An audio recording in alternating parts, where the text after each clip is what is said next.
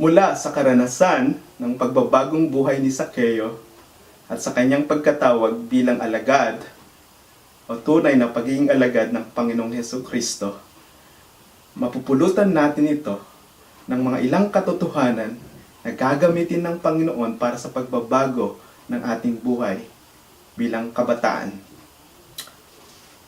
Ang buhay ni Sakeo na isinulat ni Lucas ay naisama sa buhay ng Panginoong Hesukristo. At alam natin na si Lucas, sinabi niya ang kanyang pagsasaliksik patungkol at sa wikang Ingles, ang ginamit na salita ay eyewitnesses.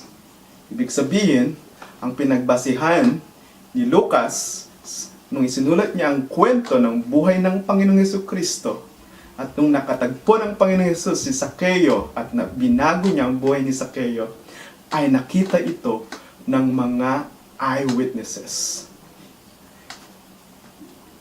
Many have undertaken to draw up an account of the things that have been fulfilled among us, just as they were handed down to us by those who from the first were eyewitnesses and servants of the word.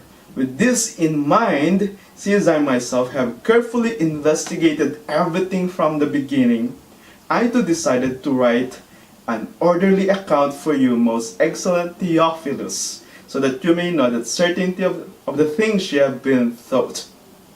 In short, mga kapatid, ang kwento ng pagbabagong buhay ni Sakeo na dulot ng pagkatagpo niya sa Panginoong Hesus ay isang true-to-life story. Mula sa kwento ng buhay pagbabago ni Sakeo, ng kanyang karanasan ng tunay na kaligtasan at pagiging tunay na alagad ng Panginoong Hesukristo, may 4 na katotohanan na gusto ng Panginoon na ating matutunan. Una, God does the first move. Ang Diyos ang unang kumikilos para tayo iligtas, para tayo tawagin sa pagiging tunay na alagad ni Kristo. Saan ito makikita? Sa mga talatang ating binasa. Makikita ito sa talatang 1 hanggang 5 at maging sa talatang 10. Jesus entered Jericho and was passing through. A man was there by the name of Zacchaeus. He was a chief tax collector and was wealthy. He wanted to see who Jesus was, but because he was short, he could not see over the crowd. So he ran ahead and climbed a sycamore fig tree to see him. Since Jesus was coming that way, when Jesus reached the spot, he looked up and said to him, Zacchaeus, come down immediately. I must stay at your house today. And in verse 10, for the Son of Man came to seek and save the lost. Isang kapansin-pansin na ang isang sikat na titulo na ginagamit ng Panginoong Hesukristo upang ipakilala ang kanyang sarili ay Son of Man, anak ng tao. Saan kayo nanggaling ang titulong ito? Nagamit na ba ito bago dumating ang Panginoong Hesukristo? May idinidiin ba ng Panginoon na katotohanan kung bakit niya ipinakikilala ang kanyang sarili bilang Son of Man? Sa libro ni Daniel, kabanatang 7, talatang 13, ang titulong Anak ng Tao or Son of Man, bakit ito ginamit ng Panginoong Hesus upang ipakilala ang kanyang sarili? Saan ito makikita sa ibang talata sa Biblia kung saan magbibigay liwanag nito? Bago dumating ang Panginoong Hesus sa mundo, alam natin na may hula patungkol sa pagdating ng tagapagligtas. At isa sa mga ito, sa mga naghula nito, ay ang propeta Daniel. Makikita ito sa Daniel chapter 7 verses 13 to 14. Babasahin ko sa inyo mga kapatid. In my vision at night, I looked, and there before me was one like a son of man. Ulitin ko. Was one like a son of man. Coming with the clouds of heaven, he approached the Ancient of Days and was led into his presence. He was given authority, glory, and sovereign power. All nations and peoples of every language worship him. His dominion is an everlasting dominion that will not pass away, and his kingdom is one that will never be destroyed. So in the Hebrew Bible, in Daniel 7 verses 13 and 14, nabanggit yung Son of Man na tumutukoy sa Mesias o tagapagligtas, na katulad siya ng isang anak ng tao. Ngunit kapag ididiin natin ito, siya'y tinatawag na lumalapit siya sa Ancient of Days. Ang Ancient of Days ay isa sa mga pangalan ni Yahweh. At siya ay pinagkalooban ng kapangyarihan, ng kaluwalhatian, at ng otoridad, at ang lahat ng mga bansa, tao at lahi at wika ay sasamba sa Kanya. So, mga kapatid, dinidiin nito na yung darating at dumating na nga ay sasambahin. So hindi lang siya isang ordinaryong tao, kundi nanggaling siya mula pa doon sa bago nagsimula ang panahon o kasaysayan ng tao. At tinukoy siya ni Daniel na one like as a son of man. Katulad siya ng isang anak ng tao. Tumutukoy ito sa pagiging sa nangyari na ang tunay na Diyos sa katauhan ni Kristo ay nagkatawang tao, nagpakumbaba dahil sa alang-alang sa pag-ibig niya at pag-abot niya sa mga makasalanan.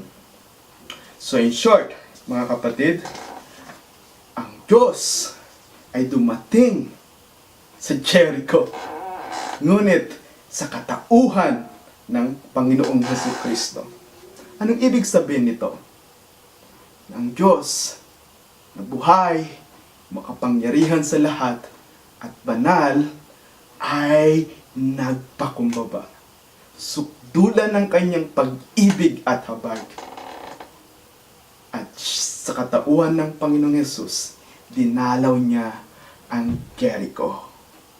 Ang unang pagkilos, ang unang pagplano, ang unang pagpunta, ang taus-pusong pag-abot, may habag at pag-ibig ay makikita natin sa buhay, misyon at ginawa ng Panginoong Jesucristo. Hanggang sa ating kapanahunan, bago mo pa nakilala ang Diyos, bago mo pa marinig patungkol sa mabuting balita ng Panginoong Yesus, kahit hindi mo alam, kahit hindi mo ina-acknowledge ito, sa nakaraang taon, bago ka pa pinanganak, anuman ang iyong sitwasyon, kalalagayan at pinagdaanan at nagawang kapalpakan o kasalanan, nandun na ang Diyos, kumikilos. Gusto kanyang akayin, gusto niyang ipakilala ang sarili sa iyo. So kapatid, ang pagtawag ng Diyos para iligtas ka, ang pagtawag niya sa pamagitan ng Panginoong Hesus para ikaw maging tunay na alagad ay unang ginagawa ng Diyos, unang hakbang, unang siya yung gumawa ng paraan at pamamaraan. Kailanman, hindi unang nagmumula sa atin, hindi galing sa atin. Ano kayong matutunan natin doon sa pagkatagpo na yon ng Panginoong Hesus? Unang pagkatagpo ng Panginoong Hesus at ni Zacchaeus. Una, God was and is working for your best and goodness even though you do not know Jesus Christ yet. Walang aksidente na nangyayari sa buhay mo, kapatid. Yung pagpunta mo ngayon sa summer camp, lingid sa iyong kalaman, ay plinano ng Diyos. At ginagamit niya lang ang summer camp, ang mga kapatid nating youth leaders, ang mga manggagawang pastor at diakonesa, upang ikaw ay abutin, upang ipadama niya sa iyo ang kanyang pag-ibig. Pangalawa, Zacchaeus shows utmost desire to know and encounter who the real Jesus Christ is. Nakita natin na ayon sa kwento ni Zacchaeus, Ang Diyos ang unang kumikilos. Ang Diyos ang naghahanap sa iyo. Ang Diyos ay siyang kumikilos para ikaw ay maligtas at upang maranasan mo ang kanyang pag-ibig sa pamamagitan ng Panginoong Hesukristo. At tignan naman natin ang responde o kung paano tumugon si Zacchaeus. Nalaman natin that Zacchaeus shows utmost desire to know and encounter who the real Jesus Christ is. Si Zacchaeus, sa pagkakataong ito, bagamat siya ay napakayaman na, ngunit ang kayamanan ay hindi nagbibigay ng satisfaction sa emptiness, sa kakulangan sa kanyang puso. At sa pagkakataong ito, ay inihayag sa kwento na siya ay nagkaroon ng maigting na desire upang makilala ang Diyos sa katauhan ng Panginoong Hesukristo. Alam natin na siya ay nung marinig niya na paparating si Jesus, maaring narinig niya na ang pangalan ng Panginoong Hesus noon sa mga nakaraan sa kanyang buhay. Ngunit sa pagkakataong ito, tiniyak niya na makita ang Panginoong Hesus, iniwan ang kanyang trabaho. Iniwan niya muna ang kanyang bahay, ang kanyang opisina o ang kanyang tax collector booth upang sa gayon ay makatagpo ang Panginoong Hesus. At dahil siya maliit o panda at sa dami ng tao, hindi niya makita ang Panginoong Hesus, hindi naging hadlang yun. Umakyat siya sa puno ng sikamoro upang makita ang Panginoong Hesus. Ito'y nagpapahayag na kung sa pagkakataong ito, sa puso mo, ay ninanais mong makilala ang Panginoon. Ang dalangin mo ay ganito, Panginoon, gusto kitang makilala. Kung totoo ka, Lord, kung totoo ka, gusto kitang makilala, Lord, at magpahayag ka sa buhay ko. At ang Panginoon ay natutuwa kapag tayo ay tumutugon at nagre-responde sa pangangaral ng kanyang salita. Sapagkat anumang kapamaraanan gusto na mabuti at sa kapamaraanan ito ng Diyos, ikaw ay kanyang aabutin upang makatagpo kanya. At ninanais din ng Diyos na ikaw ay taos-pusong tumugon upang sa gayon makilala mo siya ng lubusan.